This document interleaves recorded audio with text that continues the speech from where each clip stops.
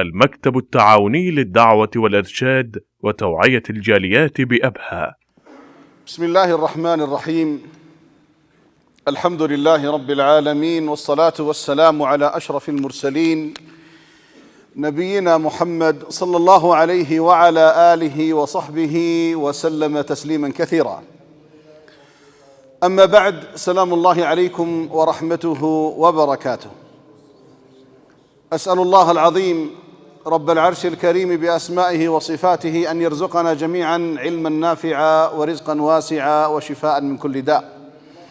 حياكم الله وبياكم، وجعل الجنة مثوانا ومثواكم في روضة من رياض الجنة، تحفنا الملائكة وتغشانا الرحمة وتنزل علينا السكينة، ويذكرنا الله في من عنده، وعسى أن يقال لنا قوموا مغفورا لكم قد بدلت سيئاتكم حسنات. يقول صلى الله عليه وسلم: إذا مررتم برياض الجنة فارتعوا. قالوا: وما رياض الجنة يا رسول الله؟ قال: حلق الذكر. فنسأل الله سبحانه وتعالى أن يتقبل منا ومنكم صالح الأعمال، إنه على كل شيء قدير. حديثنا الليلة مع قول الله سبحانه وتعالى: إن الله هو الرزاق ذو القوة المتين. سنتكلم الليلة بإذن الله تعالى عن اسم الله الرزاق، وعلم الأسماء والحسنى والصفات العلى أيها الأحبة من أجل العلوم وأعظم العلوم، بل أقول أعظم العلوم على الإطلاق علم الأسماء الحسنى والصفات العلى. قال أهل العلم: إن شرف العلم من شرف المعلوم. شرف العلم من شرف المعلوم، وأعظم المعلومات أيها الأحبة معرفة الله رب الأرض والسماوات. ولذلك الله سبحانه وتعالى يقول: إنما يخشى الله من عباده العلماء. ويقول صلى الله عليه وسلم: إن لله 99 اسما 100 إلا واحد، من حفظها دخل الجنة، من أحصاها دخل الجنة. أحبتي في الله، الرزاق اسم من الأسماء الحسنى الثابتة في كتاب الله وسنة رسول الله صلى الله عليه وسلم. ورد في كتاب الله اسم الرزاق، وجاء في السنة اسم الرازق. ورد في كتاب الله مرة واحدة كما سمعنا في الآية. قال الله سبحانه وتعالى: وما خلقت الجن والإنس إلا ليعبدون ما أريد منهم من رزق وما أريد أن يطعمون إن الله هو الرزاق ذو القوة المتين. الله سبحانه وتعالى خلقنا لغاية مهمة جدا، العبادة أيها الأحبة. وما خلقت الجن والإنس إلا ليعبدون ما أريد منهم من رزق وما أريد أن يطعمون إن الله هو الرزاق ذو القوة المتين. مع الأسف أيها الأحبة، نحن كلفنا بالعبادة وضمن لنا الرزق، فقصرنا في العبادة وانصرفنا إلى الرزق مع أنه مضمون. ما أريد منهم من رزق، الرزق ليس بيدك، الرزق بيد الرزاق سبحانه. ولا أريدك أن تطعم نفسك ولا الآخرين، لأن الذي خلقك هو الذي سيتكفل برزقك، وهو الذي سيعطيك. وبالمناسبة أيها الأحبة، الناس في هذه الأيام والأيام السابقة يعيشون أزمة ماذا؟ أزمة الرزق. الكثير من الناس يفكر في الراتب ما يكفي، في البدلات راحت، في العلاوات ما جت. وكثير من الناس كما قلت يشغل نفسه بهذه الأمور، لا شك أنها مشغلة، لكن إياك يا عبد الله أن تعطيها فوق حقها وفوق قدرها، لأن الله هو الرزاق ذو القوة المتين. وسيمر معنا الآن عدة وقفات في هذا الباب، لكن شاهد أيها الأحبة، على الإنسان أن يوثق صلته بالرزاق، ثم بعد ذلك ينظر كيف يأتيه الرزق من حيث يعلم أو لا يعلم. الأمر الآخر، انتبه، لا تنظر إلى الشيء الذي تفقده، لكن انظر إلى الشيء الذي تملكه. هناك قصة جميلة وقد تكون رمزية. يقولون كان هناك ملك، وكان عنده وزير حكيم، وكان عنده خادم فهيم. هذا الملك دائما ينظر إلى الخادم وهو مسرور منشرح الصدر باسم الثغر، فكان يتعجب، يقول: أنا الملك وأنا السلطان، ومع ذلك مهموم ومغموم، وهذا الخادم دائما فرح. فأسر ذلك إلى الوزير، فقال الوزير: هل تريد أن تختبره؟ قال: نعم. قال: أرسل له سرة فيها 100 دينار، قل استعن بها على حالك، وخذ منها دينارا واحدا، ثم انظر ما هو حاله. وفعلا أرسل حاجبه إلى الخادم في الليل: هذه صرة فيها 100 دينار، استعن بها على حاجتك، وسحب منها دينار واحد. فرح الخادم بهذه 100 وبدأ يعدها، طلعت 99. مرة ثانية 99، مرة ثالثة 99. جاب الزوجة: عدي 99، جاب الأولاد: عدوا 99. بس أكيد الدينار سقط في الطريق، وذهب يبحث طول الليل في الطريق، ما وجد شيء إلى الفجر. صلى الفجر، وفي الصباح أتى الملك، لم ينم، لم يرتاح، لم يذق طعم النوم، لم يأكل، لم يشرب، وجاء وهو وجهه مختلف ومتكدر. فلما دخل على ذلك الملك والوزير موجود، قال للملك: انظر إلى خادمك كيف هي حاله. أيها الأحبة، انظر هذا الخادم كم جاء يا أحبابي؟ جاء 99 دينار باردا برده. ما الذي أهمه طول الليل؟ الدينار اللي ضايع. طيب أنت اهتم واحمد ربك على 99. لا ذاك الدينار لازم أجيبه، لازم أدور حتى أطلعه من تحت الأرض. وهكذا حالنا أيها الأحبة، عندنا 99 نعمة، بل 999 نعمة، بل نعم كثيرة، واللي أقض مضاجعنا العلاوة ما نزلت، البدلات راحت. والله ما في إنسان أيها الأحبة ما يحب المال، هذا يخالف القرآن الكريم. زين للناس حب الشهوات من النساء والبنين ايش؟ والقناطير المقنطرة من الذهب والفضة. لا يجيني واحد يقول احنا ما نحب الأموال، كذب البعيد في وجهه.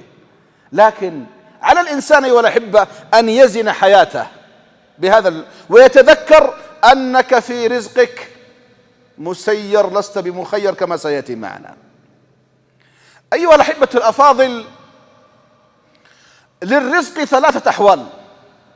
للرزق 3 أحوال. ما هي ال3 الأحوال؟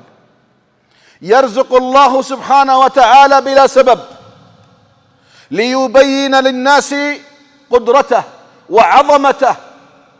لذلك يقول الله سبحانه وتعالى: إنما أمره إذا أراد شيئا يقول له كن فيكون. فيمكن أن يرزقك الله بغير سبب، فجأة الرزق أتى إليك، هذا نوع من أنواع الرزق. النوع الثاني الرزق بضد الأسباب. الرزق بضد الأسباب، كيف ذلك؟ لما أوحى الله عز وجل إلى موسى أن اضرب الحجر فانفلق منه 12 عينا قد علم كل أناس مشربهم كلوا واشربوا من رزق الله ولا تعثوا في الأرض مفسدين. اضرب الحجر يخرج الماء، هذه ضد الأسباب. الحالة الثالثة أيها الأحبة الرزق بالأسباب، وهذا المشتهر وهذا المنتشر، كالإنسان يرزق الولد بالزواج ويرزق الثمر بالزراعة وهكذا. إذن أيها الأحبة لا نستصعب شيء على الله، قد يرزقك من غير لا تحتسب، لأنه القادر سبحانه. يا أحبابي، عيسى ابن مريم كيف جاء؟ هل له والد؟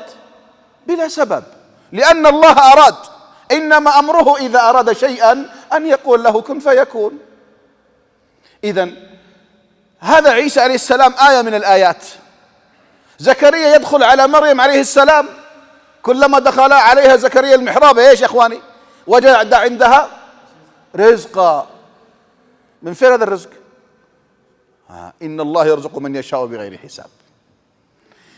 إذن أيها الأحبة، الله سبحانه وتعالى ذكر اسمه في القرآن الرزاق مرة واحدة، وذكر في القرآن خير الرازقين 5 مرات. خير الرازقين، وهو خير الرازقين، والله خير الرازقين. إذن ينبغي أيها الأحبة للإنسان دائما وأبدا أن يعلق قلبه بالله سبحانه وتعالى. إن الله، انظر التأكيد، إن الله هو الرزاق ذو القوة المتين. الوقفة الأولى أيها الأحبة، أن المتفرد بالرزق هو الله سبحانه وتعالى وحده لا شريك له. والله ليس بيدك ولا بيدي ولا بيد واحد منا الرزق، الرزق بيد الله سبحانه وتعالى. قال الله سبحانه: يا أيها الناس اذكروا نعمة الله عليكم هل من خالق غير الله يرزقكم من السماء والأرض. إذن ضعها عقيدة وقناعة ويقين أن الرزق بيد الله سبحانه وتعالى. إذن هذه قضية مهمة، إذا وصلت إلى قلبك يا عبد الله جاءتك السعادة وجاءك الخير وجاءتك الطمأنينة وجاءك الثبات وجاءتك السعادة في كل أمورك. لماذا؟ الرزق بيد الله. هذه قناعة ليس فيها أدنى شك. لماذا؟ إن الله هو الرزاق ذو القوة المتين. الوقفة الثانية: أن الله سبحانه وتعالى متكفل بجميع الخلق أو بجميع الخلق الذين خلقهم سبحانه. كيف يخلق الله خلقا ويضيعه؟ اسأل نفسك. حاشا لله، حاشا للرحمن الرحيم أن يخلق خلقا ويضيعه. قرأت في بعض التفاسير أن سليمان عليه السلام سأل نملة: كم قوتك في السنة؟ قالت: حبة من قمح. فأخذها ووضعها في مكان وحبسها فيه ووضع عند حبة قمح، وبعد سنة فتش عنها وإذا بها قد أكلت نصف الحبة وبقي النصف الآخر. فقال: ما زعمت أن قوتك قمحة في السنة؟ قالت: نعم، ذلك لما كان رزقي على الله، أما لما صار رزقي عليك فخشيت أن تنساني فأكلت النصف وأبقيت النصف الآخر للعام القادم. ذلك إيش؟ لما كان رزقي على الله. إذن المتكفل بالأرزاق أيها الأحبة هو الله سبحانه وتعالى. وما من دابة في الأرض إيش يا أحبابي إلا على الله رزقها، على الله مو على أحد ثاني، ويعلم مستقرها ومستودعها. يقول عليه الصلاة والسلام: لو أنكم تتوكلون على الله حق توكله لرزقكم كما يرزق الطير تغدو خماصا وتعود بطانا. بالله يا أحبابي، سمعنا أن عصفورا ورث حقلا عن والده أو مزرعة عن جدته؟ أبدا. تخرج الصباح مع البكور ما تملك لا شهادة ولا وظيفة ولا عمل، لكن متوكلة على الله حق التوكل، فتعود آخر الليل وقد شبعت. من الذي رزقها؟ إنه الرزاق سبحانه جل في علاه. أيرزق عصفورا وطائرا وينسى من يقول لا إله إلا الله محمد رسول الله؟ والله ما يكون هذا. حسن ظن بالله سبحانه جل في علاه. الوقفة الثالثة أيها الأحبة: أن الخلق في أرزاقهم مسيرون. اسمع لهذه الكلمة وانتبه لها جيدا. أنت وأنا وكلنا مسيرون في أرزاقنا، لسنا بمخيرين. يقول صلى الله عليه وسلم: إن روح القدس نفث في روعي أن نفسا لن تموت حتى تستكمل رزقها فاتقوا الله وأجملوا في الطلب. سمعت يا رعاك الله؟ سمعت يا رعاك الله؟ رزقك المكتوب والله ما يأخذه أحد غيرك. هل معنى هذا أنني أجلس في المسجد ولا أعتكف في البيت ولا أخرج؟ لا، الله سبحانه وتعالى أمرك بأخذ الأسباب. هو الذي جعل لكم الأرض ذلولا فامشوا في مناكبها وكلوا من رزقه وإليه النشور. خذ السبب يا عبد الله، لكن إذا لم يأتك ما تريد لا تذهب نفسك حسرات عليه. بعض الناس يا إخواني يصاب بمرض نفسي وباكتئاب. ليش؟ الصفقة الفلانية ما جت، الأرض الفلانية راحت، والله الفرصة الفلانية راحت علي. لا لا لا لا لا. طب نفسا وتذكر وارضى بما قسم الله لك تكن أغنى الناس. لأن بعض الناس كما قلت تذهب نفسه حسرات على الدنيا. لا يا عبد الله، تذكر أنك في رزقك مسير لست مخير. خذ السبب. يقول صلى الله عليه وسلم: إن الرزق ليطلب العبد كما يطلبه أجله. عبد الله، هل تستطيع أن تفر من أجلك؟ والله ما تستطيع. والله لا أحد يستطيع أن يفر من أجله، فإذا جاء أجلهم فلا يستأخرون ساعة ولا يستقدمون. وكذلك رزقك والله ما تفر منه أبدا. فطب نفسا، خذ الأسباب واترك الأمر للواحد الديان سبحانه جل في علاه. الوقفة الرابعة: إن مفهوم الرزق أيها الأحبة مفهوم عام شامل، أعم ممن يظنه أو مما يظنه بعض الناس. الآن كثير من الناس ينظر الرزق لأنه الفلوس، المال. إذا قال اللهم ارزقني كل باله المال. أقول هذا فهم ضيق. الرزق أيها الأحبة مفهوم شامل. العافية رزق، الزواج رزق، الوظيفة رزق، الأولاد رزق، صلاح الأولاد رزق، صلاح الزوجة رزق، ذكرك بين الناس الحسن رزق، ثناء الناس عليك رزق، دعاء الناس لك رزق. إذن أيها الأحبة لا نجعل الرزق مفهوم ضيق بس الفلوس المال. لا لا لا، هذا كلام غير صحيح، غير صحيح أيها الأحبة. إنما الرزق مفهومه عام. يوم من الأيام كنت في السوق، ليس هنا في جدة، وجلست عند صاحب محل. فلان: نعم حياك الله يا مرحبا. جلسنا، جاب الشاهي وبدأ يحدثني. موظف أو عامل حضرمي له سنوات طويلة في المملكة، فيعطيني قصة وقعت له. يقول: جاءني جماعة من البلاد: يا فلان لك 20 سنة ماذا فعلت؟ قال: أبشركم عندي 3 عماير. ما شاء الله تبارك الله، 3 عماير. قال: أبشركم عندي 3 عماير. الله يبارك لك. طيب وش مجلسك ارجع بلدك؟ قال: لا، العماير دي ما أقدر أتركها، معي حيثما ذهبت. يقول: تشغلنا قليل شوي، دخل أبنائي ال3.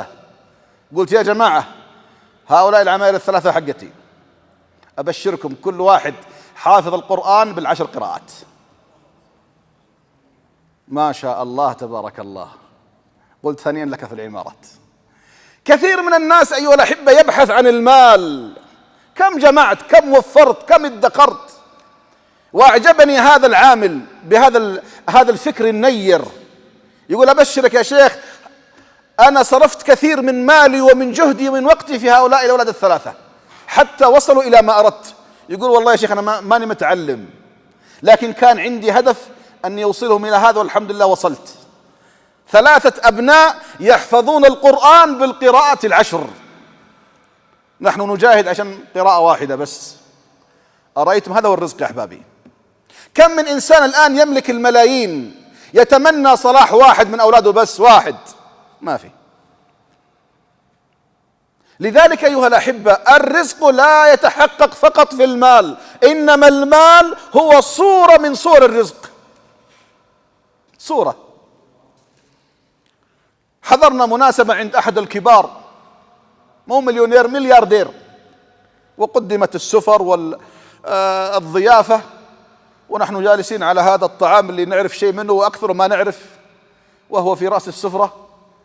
وقلنا بسم الله، وطالع في المعزب جالوا بخبز يابس، بر، وشوية مرقة في طاسة صغيرة، وجالس يطالع فينا. والناس ما شاء الله تبارك الله. أطالع فيه، هل نفعته هذه الملايين والمليارات؟ مسكين. حكمة عجبتني، يقول أحدهم: كثير من الناس يفقد عافيته في البحث عن المال، فإذا وجد المال أنفقه في البحث عن العافية. صح ولا لا؟ بعض الناس ما يترك لا شرق ولا غرب ولا شمال ولا جنوب، يدور عن العافية. طيب العافية عندك من أول. لذلك أحبتي في الله، كما قلت قصة الدينار و99 دينار، عندنا نحن من الخير الكثير.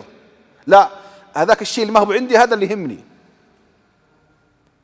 إذن نحن نعيش. الله سبحانه وتعالى يقول: وإن تعدوا نعمة الله لا تحصوها، ويقول: وما بكم من نعمة فمن الله. لكن أكثرنا لا ينتبه لهذا، لا ينتبه. إنما همه: لماذا ما عندي في حسابي ملايين؟ لماذا العلاوة السردية ما نزلت؟ لماذا البدلات راحت؟ سئل الإمام أحمد رحمه الله، الإمام أحمد بن حنبل، قيل يا أبا عبد الله متى الراحة؟ متى الراحة؟ قال عند أول قدم في الجنة. سمعت يا عبد الله؟ بمعنى أنك ما دمت في الدنيا وطن نفسك، وطن نفسك على الاختبار والابتلاء وكثير من المشاكل. هذه الدنيا يا أحبابي. النبي صلى الله عليه وسلم يقول: أشد الناس بلاء الأنبياء ثم الأمثل فالأمثل، يبتلى المرء على قدر دينه، فإن كان في دينه قوة كان البلاء قويا، وإن كان في دينه رقة كان البلاء رقيقا، أو كما قال صلى الله عليه وسلم. إذن أقول أيها الأحبة، مفهوم الرزق إيش؟ أشمل وأعم من المال. المال أيها الأحبة ما هو إلا جزء أو صورة من الرزق. وقفة أخرى، أن الله سبحانه وتعالى يرزق الخلق كلهم بلا كلفة ولا مشقة ولا مؤونة. لماذا؟ لأن كل شيء بيد الله سبحانه وتعالى. الله سبحانه وتعالى يقول أيها الأحبة: وإن من شيء إلا عندنا خزائنه وما ننزله إلا بقدر معلوم. وإن من شيء، وإن من شيء إلا عندنا خزائنه. كلمة شيء يا أحبابي تفيد إيش؟ نكرة تفيد العموم. كل شيء. الصحة خزائنها بيد الله، المرض خزائنه بيد الله، الغنى خزائنه بيد الله، والفقر خزائنه بيد الله. وكل شيء يطرأ في بالك خزائنه بيد الله. وإن من شيء إلا عندنا خزائنه وما ننزله إلا بقدر معلوم، لأنه حكيم سبحانه.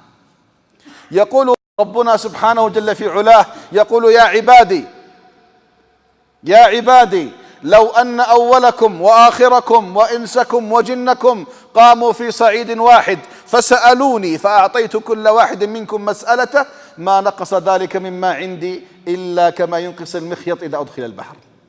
سمعت يا رعاك الله؟ لذلك النبي صلى الله عليه وسلم يحث الأمة أن يسألوا الله عز وجل، لا يبخلوا على أنفسهم، ما ينقص شيء مما عند الله سبحانه جل في علاه. هذه قضية لابد أن يعيها الإنسان. وقفة أخرى أيها الأحبة، أن الله سبحانه وتعالى، واسمع إلى الوقفة المهمة هذه، يتحكم في أرزاق العباد كيفما يشاء، لأنه خبير بصير. بعض الناس أيها الأحبة دائما يسأل الله الرزق والمال، لكن ما يجي شيء، فيظن أن القضية قضية أنه هو ما يستاهل. لا يا عبد الله، الله سبحانه وتعالى حكيم، ومن حكمته يخاف عليك. الله يخاف علينا؟ نعم يخاف علينا. لماذا؟ نحن لا نتحمل. يقول الله سبحانه وتعالى: ولو بسط الله الرزق لعباده لبغوا في الأرض ولكن ينزل بقدر ما يشاء إنه بعباده خبير بصير. بعضنا يا أحبابي ما يتحمل المال، ما يتحمل الرزق، ولذلك الله سبحانه وتعالى ينزل إيش؟ الرزق بقدر. لماذا؟ حتى لا تطغى. اسمع ماذا يقول الله في الحديث القدسي. يقول الله سبحانه وتعالى: إن من عبادي من لا يصلحه إلا الغنى.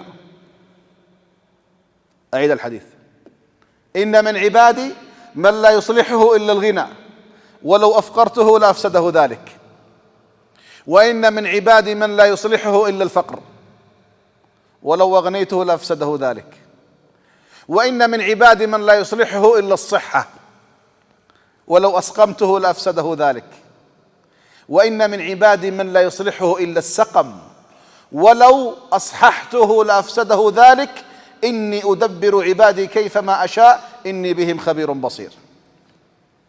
سمعت يا رعاك الله؟ إني أدبر عبادي كيفما أشاء إني بهم خبير بصير. لذلك يا عبد الله لا تعترض، لا تقنط، لا تقل لماذا فلان وأنا لا. انتبه، الله سبحانه وتعالى ينزل لك الرزق بحسب قدرتك وحاجتك، فإذا جاءك من الله الخير احمد الله، ولا تقول يا ربي لماذا فلان وأنا لا. إن كثرة المال أيها الأحبة أو قلة المال لا تدل على أن الله يحب فلان أو يبغض فلان.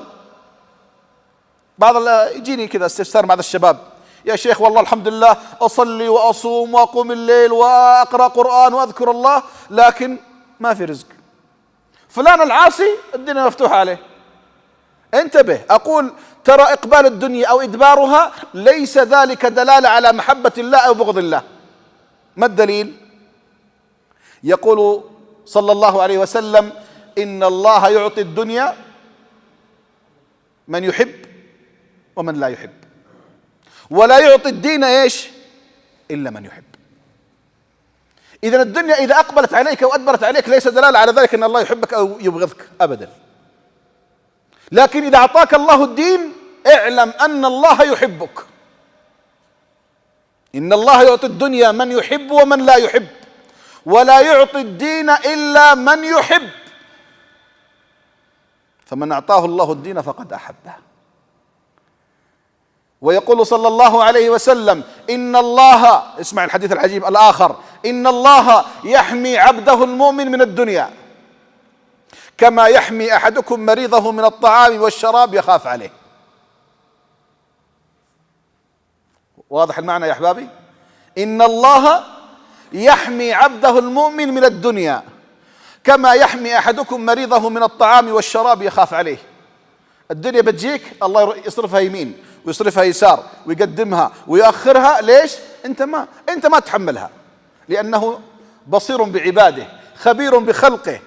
وبالتالي أيها الأحبة الإنسان يحمد الله. خذ الأسباب، إن جاءت الدنيا فالحمد لله، وإما جاءت لا تذهب نفسك حسرات عليها. قال صلى الله عليه وسلم: إن الله لا ينظر إلى صوركم ولا إلى أجسامكم ولا إلى أموالكم، ولكن ينظر إيش؟ إلى قلوبكم وأعمالكم. إذن المال أيها الأحبة ليس مقياسا. قد يأتي المال ابتلاء، فلما نسوا ما ذكروا به فتحنا عليهم أبواب كل شيء، فلما نسوا ما ذكروا به أخذناهم بغتة فإذا هم مبلسون. إذن أحبتي في الله، الإنسان يأخذ الأسباب.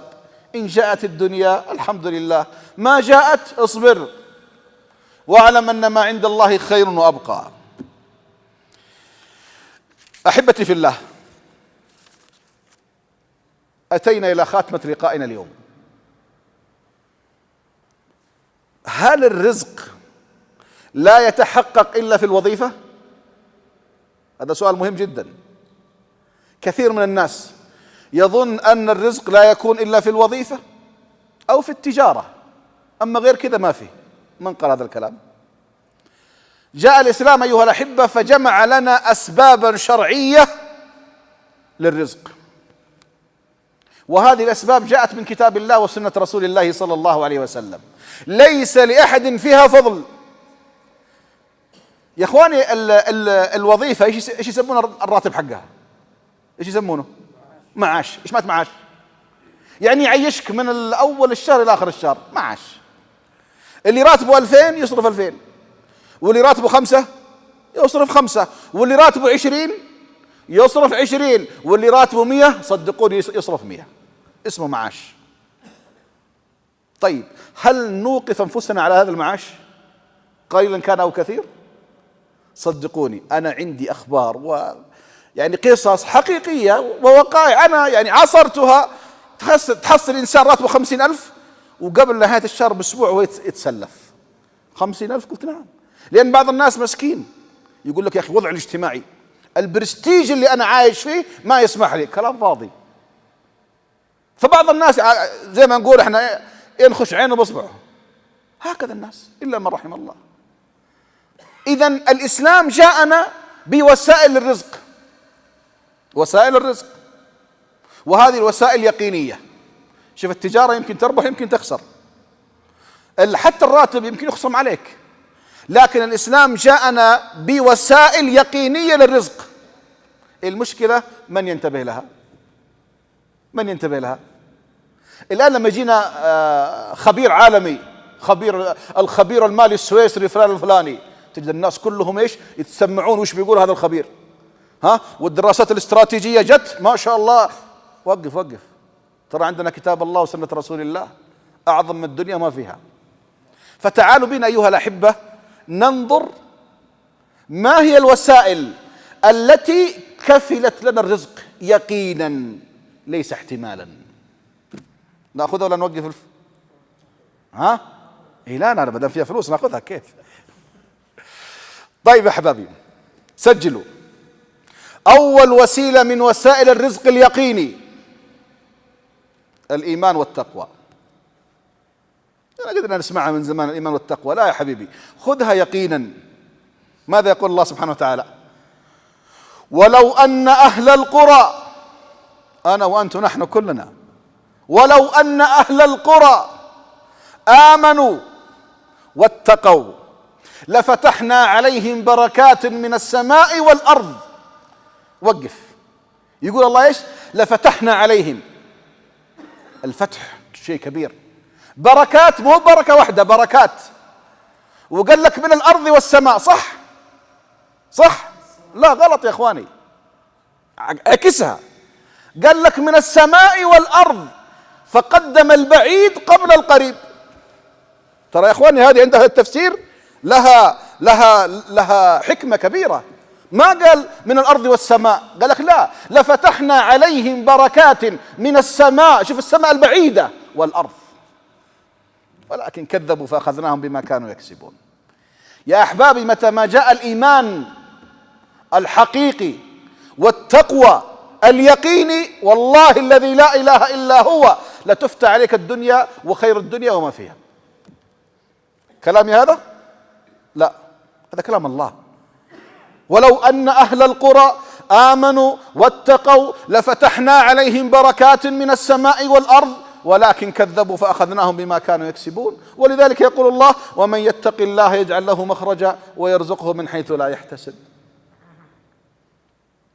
إذن هذا الأول. والثاني الثالث من وسائل الرزق اليقينية الاستغفار.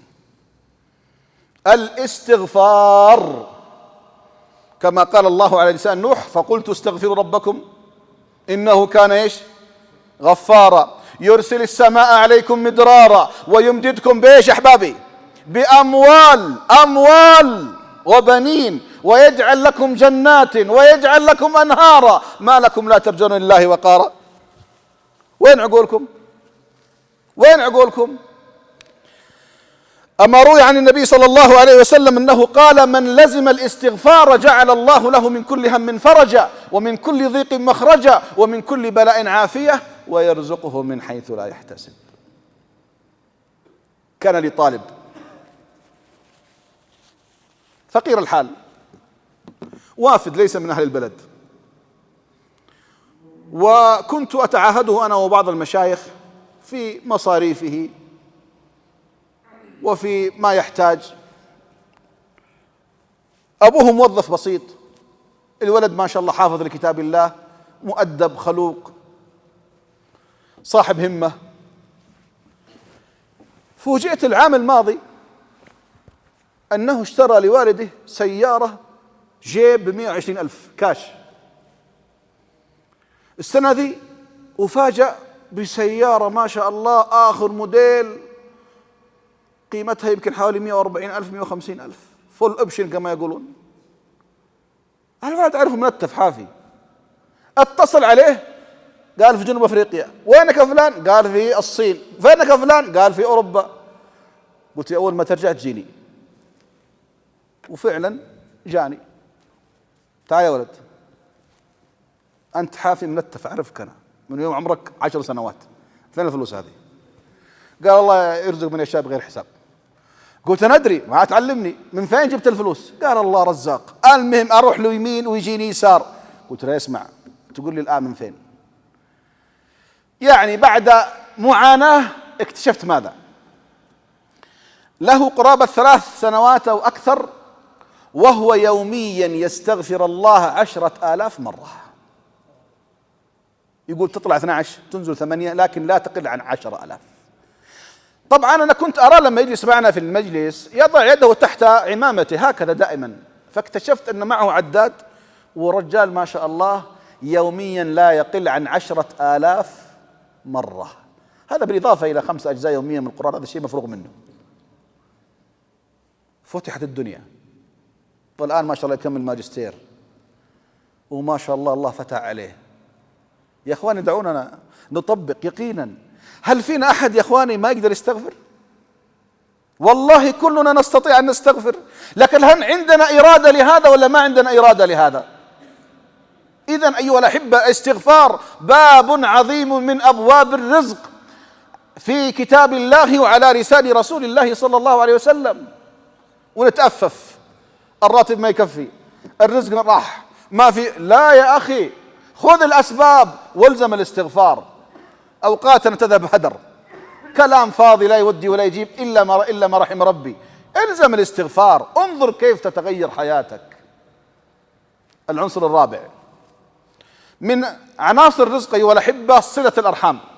صلة الأرحام، صلة الأرحام، نعم، قال صلى الله عليه وسلم: من أحب أن يبسط له في رزقه وينسأ له في أثره فليصل رحمه.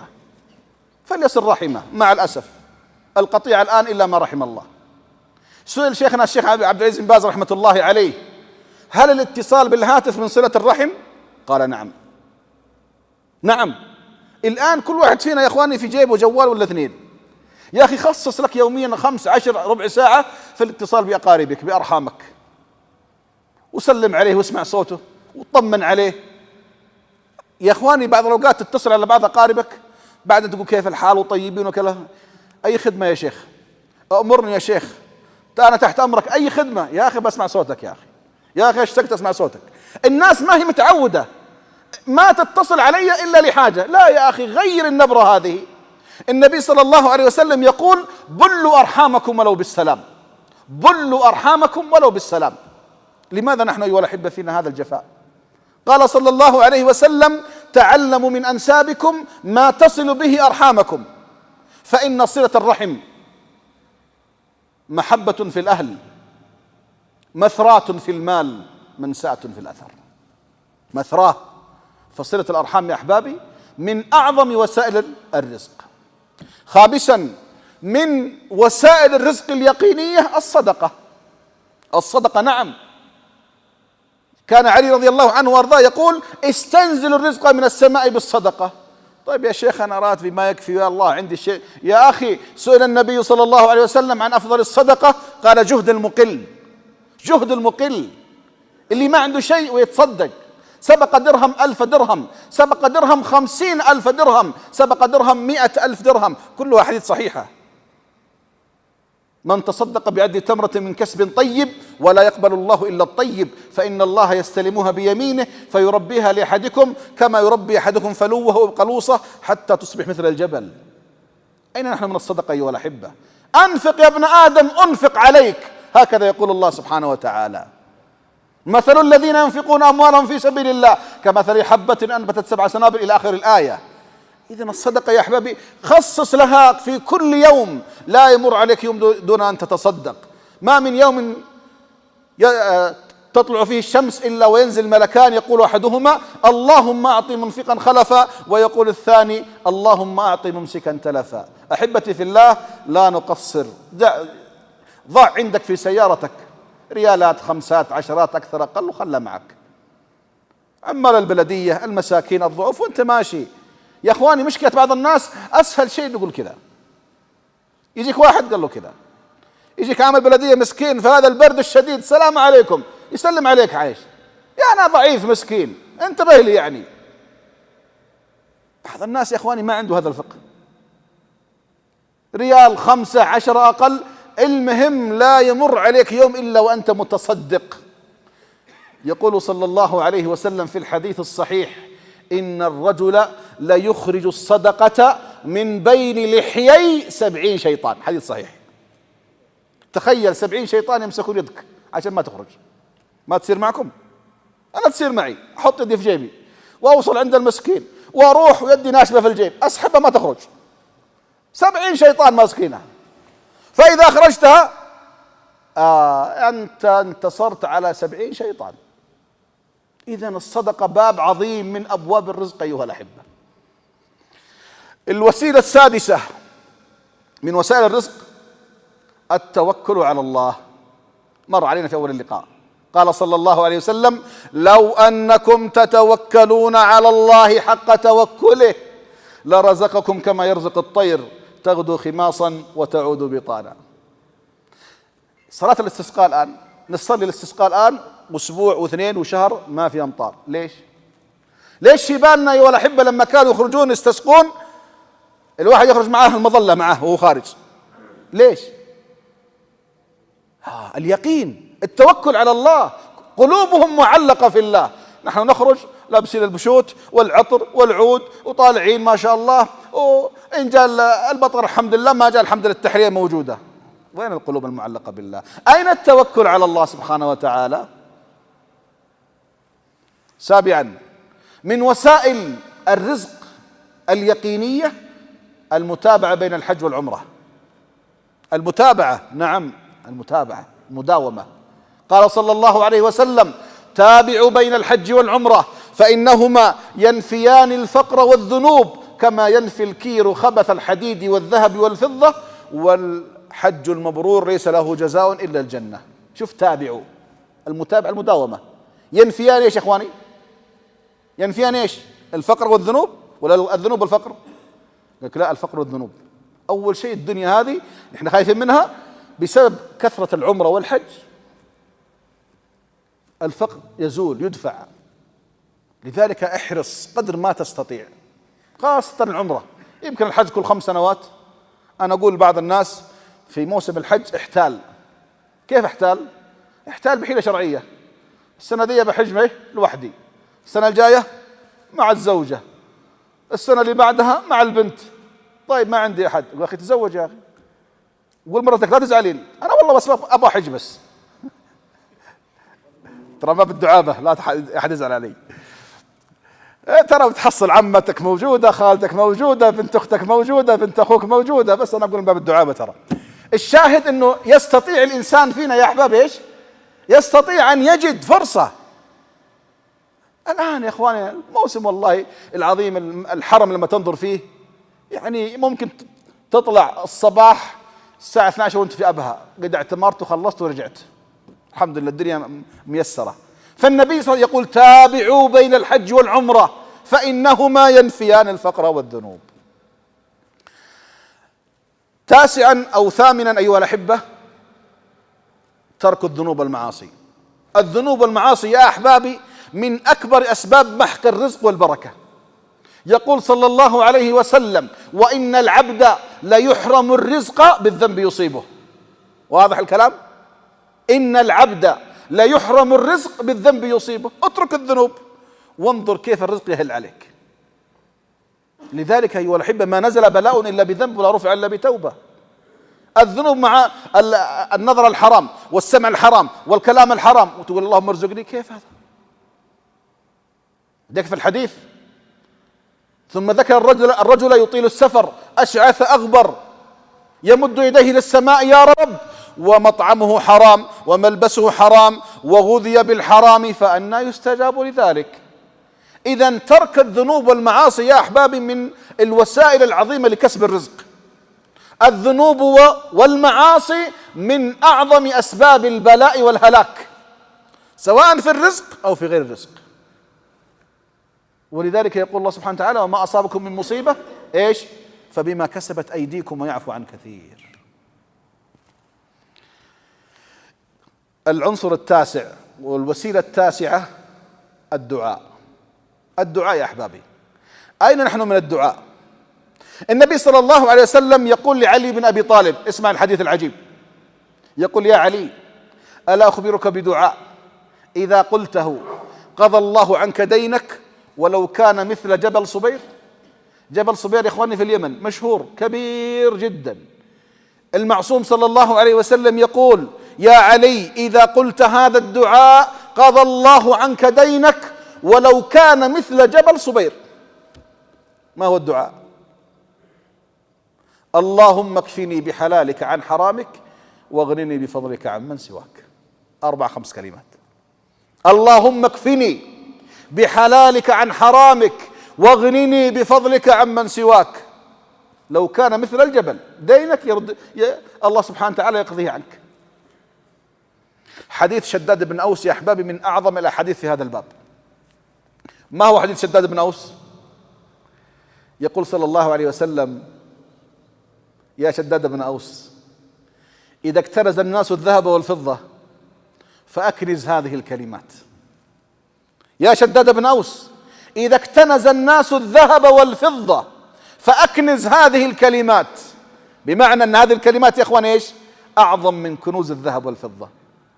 قلت: ما هي يا رسول الله؟ قال: قل اللهم إني أسألك الثبات في الأمر والعزيمة على الرشد، وأسألك موجبات رحمتك وعزائم مغفرتك، وأسألك شكر نعمتك وحسن عبادتك، وأسألك قلبا سليما ولسانا صادقا، وأسألك من خير ما تعلم، وأستعيذ بك من شر ما تعلم، وأستغفرك لما تعلم، إنك أنت علام الغيوب. إذا اكتنز الناس الذهب والفضة اكنز هذه الكلمات فإنها أعظم من الذهب والفضة. فلان عنده كنز، لا معليش، ترى الكلمات هذه أعظم من كنوز الدنيا، لأن المعصوم صلى الله عليه وسلم قال هكذا. لذلك ملك الملوك أيها الأحبة في الثلث الأخير من الليل ينزل إلى السماء الدنيا، ماذا يقول؟ أنا الملك، أنا الملك، من ذا الذي يسألني فأعطيه؟ من ذا الذي يدعوني فأستجيب له؟ من ذا الذي يستغفرني فأغفر له حتى يطلع الفجر؟ ملك الملوك في انتظارك. أنا الملك يعني أنت العبد، أنا الملك الغني أنت الفقير، أنا الملك العزيز أنت الذليل. من ذا الذي يسألني؟ من ذا الذي يدعوني؟ من ذا الذي يستغفرني؟ أنا أفكر فلان يسلفني ولا ما يسلفني، البنك بيعطيني سلفة ولا ما بيعطيني سلفة. يا رجال قبل توجه إلى الله. ملك الملوك في انتظارك يقول لك هل من سائل؟ الله المستعان. عاشرا من أبواب الرزق أيها الأحبة البكور. إيش البكور؟ أول النهار. مع الأسف محلاتنا متى تفتح يا أخواني؟ 9 10. احنا في جدة من 9 إلى 1 ومن 5 إلى 10. طارت البركة وطار الرزق النبي صلى الله عليه وسلم يقول: بورك لأمتي في بكورها، اللهم بارك لأمتي في بكورها.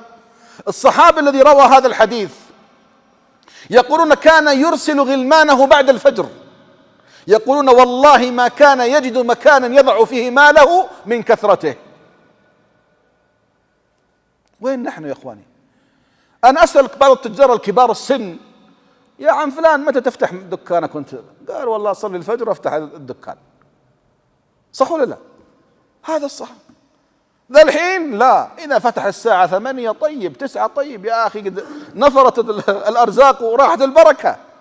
لذلك البركه يا احبابي، بورك لامتي في بكورها. حتى طالب العلم، انسان عنده عمل يا اخي، اذا الصباح راح عليك خلاص، تريد ان تحفظ، ان تعمل، ان تبني، ان تكتب، ان تؤلف، عليك بالفجر، ستجد خير عظيم جدا وبركه من الله عظيمه. أسوأ نومة يا أحبابي التي بعد الفجر، بعد الفجر. لذلك العرب يسمونها غيلولة. إنسان يا أخواني ما ينام بعد الفجر، خلاص اخرج تحرك. البركة في الصبح، مع الأسف بعض الناس ما يعرفها أصلا.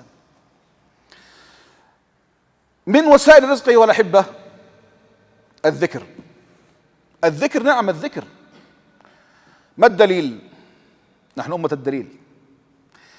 يقول صلى الله عليه وسلم: لما حضرت الوفاة نوح عليه السلام دعا ابنيه فقال: إني آمركما باثنتين وأنهاكما عن اثنتين، أنهاكما عن الشرك والكبر، وآمركما بلا إله إلا الله، فإن السماوات لو وضعت في كفة ولا إله إلا الله في كفة لرجحت بهن لا إله إلا الله، وآمركما بسبحان الله وبحمده. هنا الشاهد، سبحان الله وبحمده.